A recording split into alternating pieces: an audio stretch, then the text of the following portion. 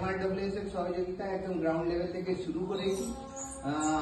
পরিষ্কার পরিচ্ছন্ন থাকা, বাড়ির এনভায়রনমেন্ট তৈরি করা, তার বাচ্চাদেরকে মানুষ করা, ভালো সংস্কার দেওয়া, সব জায়গায় কিন্তু পুরুষরা বাইরে চাকরি করে, মহিলাদের পুরো ছাপটা কিন্তু ছেলে বা মেয়ের উপরে পুরোটা পড়ে।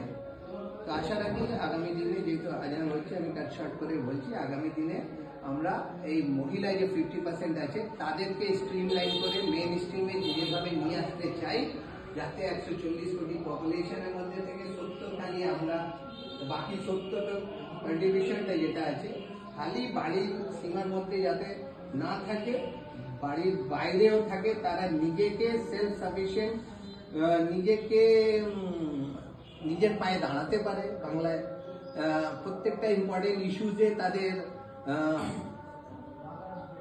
ডিভিশন থাকে, যে ছেলের বিয়ে কোথায় দেবো, মেয়ের বিয়ে কোথায় দেবো, ছেলেকে কোন স্কুলে পড়াবো, কোন টাইমে ডাকবো বাড়িতে, কোন টাইমে বলবো যে না পড়।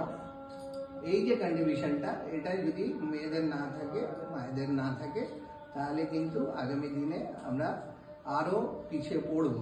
আশা রাখি আপনাদের এই কন্ট্রিবিউশনে MRWS ভালো কন্ট্রিবিউট করছে।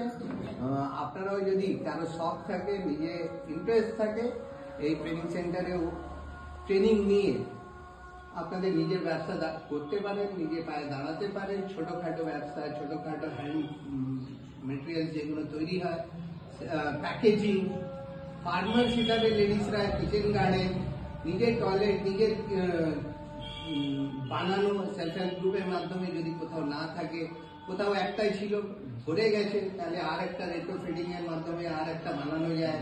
লিচ ফিট, জলটা যে আমাদের পুরো পড়ে থাকতো বা পিএইচি পাইপলাইনে এখন জল লাগিয়ে দিচ্ছে, রাস্তা ভেঙে যাচ্ছে, আপনাদের এখানে জল জমে আছে, তাহলে পরবর্তীকালে কি হচ্ছে, ওইখানে মশা জন্মাচ্ছে, ডেঙ্গি হচ্ছে। তাহলে আবার এত হেলথ সেট আপ ইনফ্রাস্ট্রাকচার আমাদের নাই, তাহলে এত ইনফ্রাস্ট্রাকচারে যাওয়ার আগে প্রিভেনশন। আপনারা জানেন, বারবার বলি যে রমজান মাস চলছে, আপনি আপনার এলাকায় অনেক লোককে আমি দেখেছি দিল্লি বানছে, অথচ বাইরে প্লাস্টিক পড়ে আছে, একটা রুল চলছে, সব ঢুকে গেল ঘরে। তাহলে একটু একটু ইন্টারভেনশন, পার্টিসিপেশন যদি প্রত্যেকটা বাড়িতে থাকে, তাহলে কিন্তু আমাদের গ্রামটাকে, রুরাল গ্রামটাকে, আমরা যে ঢুকলাম দেখলাম যে না না পরিষ্কার পরিচ্ছন্ন আছে। ম্যাডামও গেছেন মডেল ভিলেজ সার্ভে করতে ইমামনগরে, উনি বুঝতে পেরেছেন।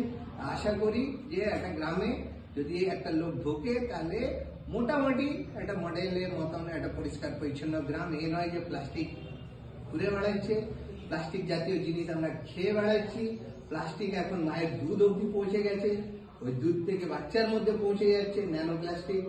এই জিনিসগুলো আপনারা কতটাই জানেন, কতটাই জাঙ্ক ফুড খেলে বাচ্চা হতে অসুবিধা হবে পরবর্তীকালে, কতটা মোবাইল ইউজ করলে রেডিয়েশনে অসুবিধা হবে, চোখে অসুবিধা হবে, মেন্টালিটিতে অসুবিধা হবে।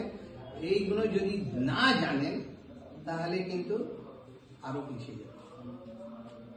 আমার